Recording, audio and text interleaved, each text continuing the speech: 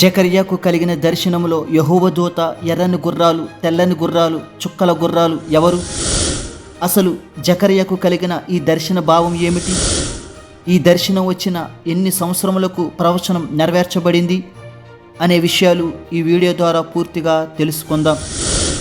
ముందుగా జకర్యా అసలు ఎవరు అనే వీడియో గతంలో చేశాను. ఎవరైనా చూడని వారుంటే డిస్క్రిప్షన్లో వీడియో లింక్ పెట్టాను, దయచేసి చూడగలరు. జకర్యాకు కలిగిన ఈ దర్శనం జకర్యా గ్రంథము 1వ అధ్యాయము 7వ వచనం నుంచి 17వ వచనముల వరకు రాయబడింది. అందులో మొదటిగా 7వ వచనాన్ని ఒకసారి చూద్దాం. మరియు దర్యావేషు ఏలుబడియందు 2వ సంవత్సరము శబాటు అను 11వ నెల 24వ దినమున యెహోవాకు ప్రవక్తయగు ఇద్దోకు పుట్టిన బెరక్యా కుమారుడైన జకర్యాకు ప్రత్యక్షమై ఇలాగూ సెలవిచ్చెను. ఈ లేఖనాన్ని మనం క్షుణ్ణంగా పరిశీలించినట్లయితే జకర్యాకు దర్యావేషు ఏలుబడిలో ఈ దర్శనం కలిగింది. దర్యావేషు ఏలుబడి అంటే మాదీయులు పార్సీకుల పాలనలో యూదులు ఉన్నారని అర్థం. మాదీయులు పార్సీకుల కంటే ముందు యూదులు బబులోను పాలనలో ఉన్నారు. తరువాత బబులోను మాదీయులు పార్సీకులు ఓడించి రాజ్యాలను స్వాధీనం చేసుకున్నారు.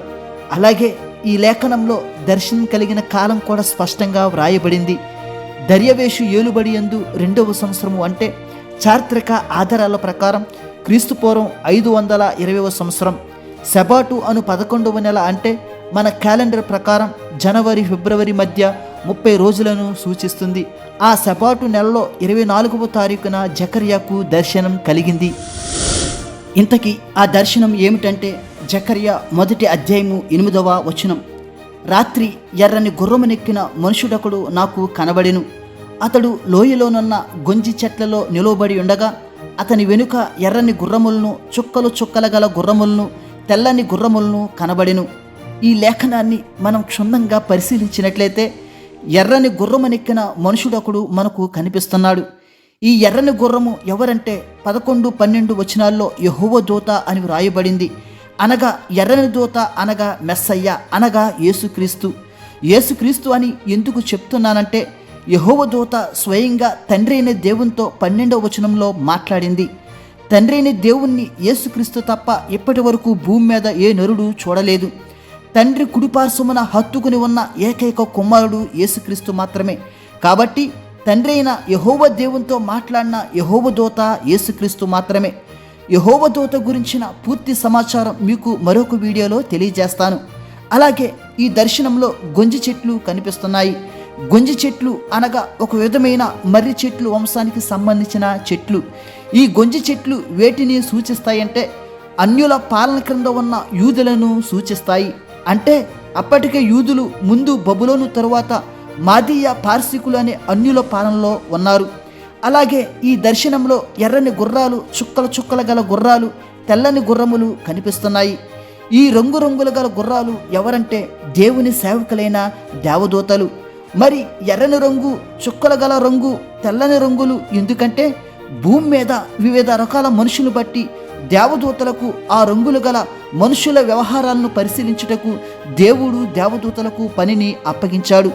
సాతాను అతని అనుచరులు చెడు కోసం భూమి చుట్టూ తిరుగుతున్నట్లే అలాగే దేవదూతలు కూడా మనుషుల వ్యవహారాలను పరిశీలించుటకు భూమి మీద తిరుగుతాయి.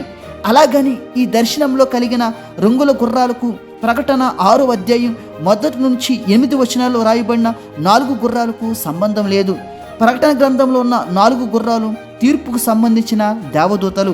జకర్యాకు వచ్చిన ఈ రంగుల గుర్రాలు మాత్రం పరిశీలకులు, అంటే పరిశీలించే దేవదూతలు. ఇప్పుడు మనం దర్శనం యొక్క సారాంశం ఏమిటో తెలుసుకుందాం. ఈ దర్శనంలో జకర్యా లోయలో గొంజి చెట్ల మధ్యనున్న మెస్సయ్యతో ఈ విధంగా మాట్లాడతాడు.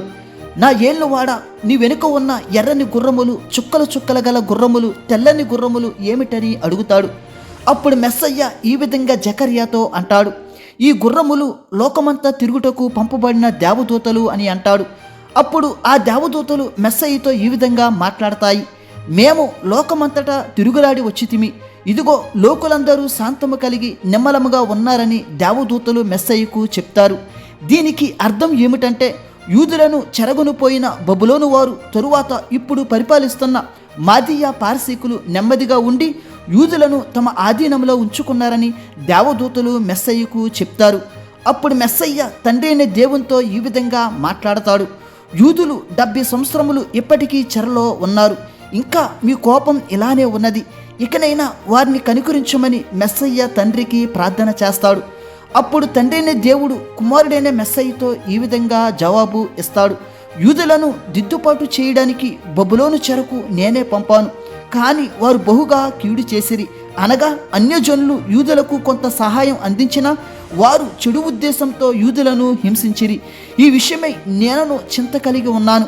ఇప్పుడు నేను గొప్ప వాత్సల్యముతో అనగా అధిక ఉత్సాహంతో తిరిగి యెరూషలేము మందిరాన్ని కట్టించి యూదులను ఓదార్చి తాను కోరుకున్న ప్రజలుగా యూదులను చేస్తానని మెస్సయ్యకు తండ్రి అయిన దేవుడు మాట ఇస్తాడు. ఇంతటితో జకర్య దర్శనం పూర్తవుతుంది. నిజంగా జకర్యాకు ఈ దర్శనం కలిగిన 4 సంవత్సరములకు యూదులు ఓదార్పు పొందుతారు. యెరూషలేము ప్రత్యేకంగా ఎంచబడింది.